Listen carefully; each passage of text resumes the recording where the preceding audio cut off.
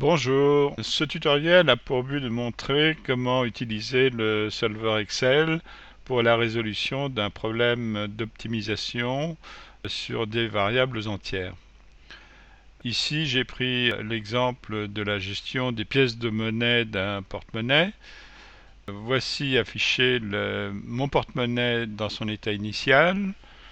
J'ai un certain nombre de pièces, de 2 euros, 1 euro, etc. jusqu'à 1 centime. Le nombre de pièces que j'ai pour chaque catégorie figure ici en rouge dans cette colonne. Et au total, j'ai 24 pièces. Et mon porte-monnaie, je suis très riche, j'ai 12 euros et 8 centimes. Et ce que je dois faire, c'est payer une certaine somme qui m'est demandé d'être payé, 5 euros et 63 centimes. La question que je me pose est de savoir comment je vais payer cette somme en utilisant bien sûr les pièces de mon porte-monnaie, mais de façon à me débarrasser le plus possible de pièces de monnaie, parce que les pièces de monnaie c'est lourd, c'est encombrant, et donc je veux terminer avec le minimum de pièces possible. Donc ici j'ai constitué un tableau, deux tableaux de support. Le premier tableau qui figure ici sera mon tableau de paiement où j'ai reporté les différentes pièces de monnaie possibles, le nombre de pièces de monnaie utilisées dans chacune des catégories, et puis ici le nombre restant de pièces de monnaie dans chacune des catégories. À ce problème, il existe un certain nombre de solutions, pas mal de solutions. Je vais vous montrer toutes les solutions qui existent. Il y en a au total 75 que j'ai recensées en utilisant un programme VBA. C'est assez simple. J'ai pas donné ici la meilleure des solutions justement pour montrer comment le solver peut résoudre ce problème-là. Mais voici par exemple une solution, la solution 62, dans laquelle je rentre deux pièces de 2 euros, une pièce de 1 euro,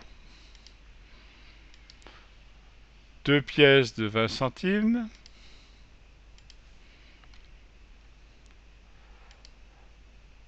deux pièces de 10 centimes et finalement 3 pièces de 1 centime.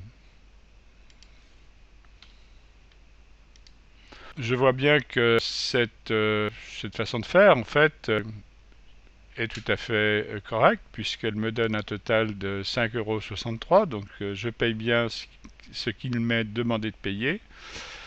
Malheureusement, je n'ai utilisé que 10 pièces, et il m'en reste 14. C'est ce que je vois dans ce tableau.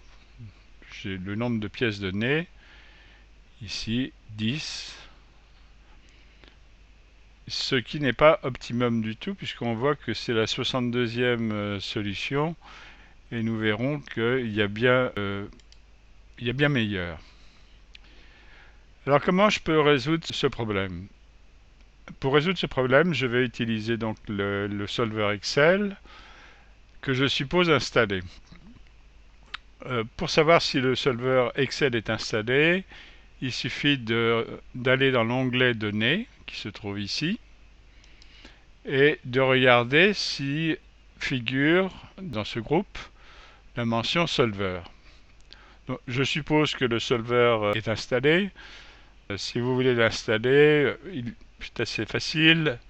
Je ne vais pas le détailler ici, il y a un certain nombre de tutoriels qui montrent comment le faire. Ça nous gagnera un peu de temps.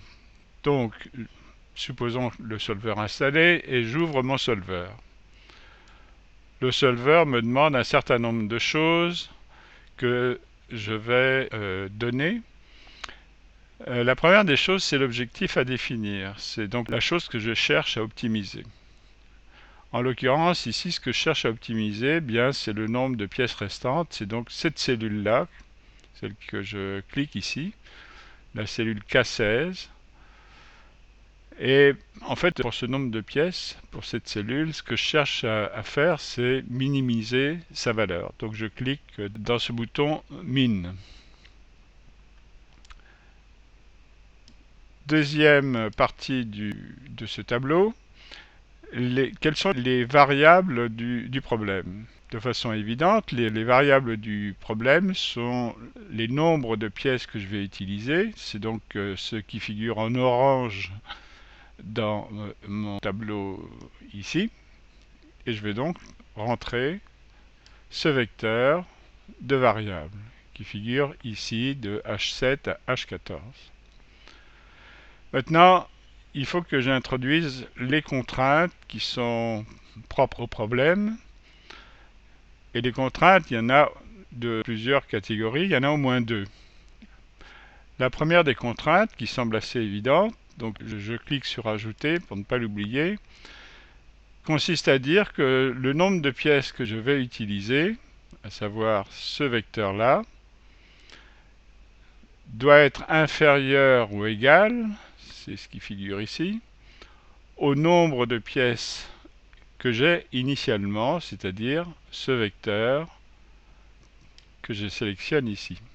Alors vous voyez, je me suis encore trompé. Je recommence ici, inférieur ou égal, et il ne faut pas oublier de cliquer sur la deuxième partie de la contrainte pour sélectionner le deuxième membre de la contrainte. Et donc, j'ai introduit ma première contrainte qui est listée ici dans ce tableau. Je clique sur Ajouter. La deuxième contrainte importante de ce problème, c'est que bien, le montant total correspondant aux pièces utilisées, c'est-à-dire le nombre qui figure ici, la cellule I16, doit être égal, donc ici je mets égal,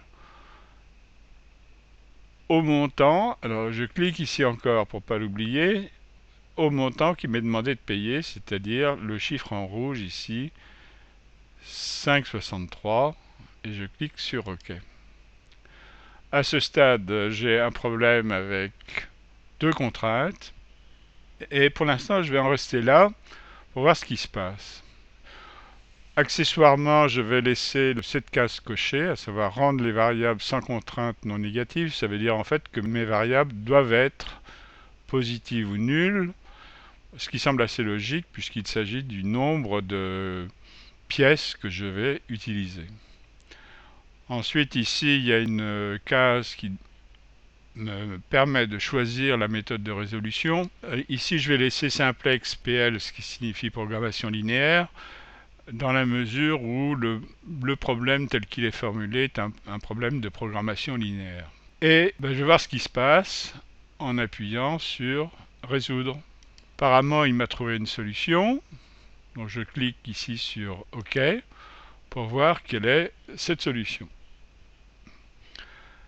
Cette solution a l'air assez attractive parce que il utilise 21 pièces. Le montant payé est bien celui qui est demandé. Sauf qu'ici, je trouve une bizarrerie sur cette ligne où je vois que avec 4 pièces de 1 euro, il arrive à valoriser ça 3,55 €. Alors qu'est-ce qui s'est passé? Il s'est passé qu'ici il doit y avoir quelque chose d'erroné. Donc je vais ici voir quel est le nombre exact de pièces qu'il a déterminé. Et je m'aperçois que il a trouvé 3 pièces,55 pièces de 1 euro, ce qui évidemment n'a pas de sens. Alors où est l'erreur? L'erreur, bien sûr, c'est que dans les contraintes que j'ai utilisées, je n'ai pas rentré le fait que le nombre de pièces que je dois utiliser, ces nombres sont des nombres entiers. Donc je vais rajouter à mon solver cette contrainte que je n'avais pas explicitement entrée tout à l'heure. Donc je mets ajouter et je vais ajouter le fait que le nombre de pièces utilisées ici est un nombre entier. Donc ici je mets ent. Donc ce vecteur doit être un vecteur entier et je clique sur OK. Et vous voyez que la contrainte vient d'être ajoutée ici. Bon, elle est en deuxième ligne. C'est parfait. À partir de là, je vais voir ce qui se passe quand je résous ce problème. Donc je clique sur résoudre. Même chose, il trouve une solution. Et cette solution a l'air tout à fait acceptable, puisque ici, j'ai que des nombres entiers. J'ai bien la valorisation des pièces que j'ai données égale à 5,63 € qui correspond au montant que j'ai à payer. Et puis, de façon incidente, je constate qu'il a utilisé 18 pièces et qu'il m'en reste que 6. C'est apparemment la solution qu'il considère comme optimale. Pour le vérifier, je vais retourner à mon tableau qui donne l'ensemble des possibilités d'utilisation de toutes ces pièces pour obtenir la somme qui m'était demandée. Je développe mon tableau et je vois que, au miracle, la meilleure des solutions est celle qui donne 18 pièces avec le nombre de pièces correspondant qui est identique à celui qui est trouvé ici. Je le mets bien en évidence. Vous voyez qu'il n'y a pas de pièce de 2 €, ce qu'on trouve ici. Voilà, j'espère que ce tuto vous a été utile et je vous souhaite une bonne lecture et je vous donne rendez-vous au prochain tuto.